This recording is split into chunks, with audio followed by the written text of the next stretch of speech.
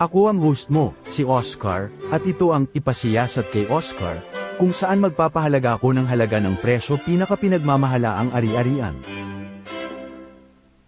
Bago tayo magsimula, palawakin mo ang iyong bokabularyo gamit ang mga pangunahing salita na ito. Big.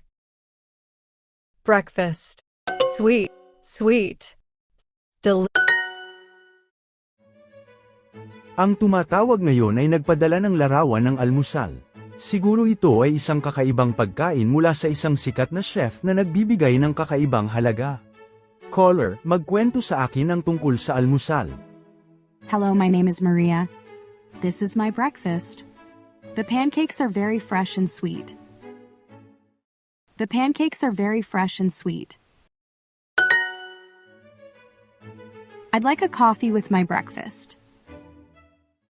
I'd like a coffee with my breakfast. The food is hot and delicious. Oh, this breakfast is so big!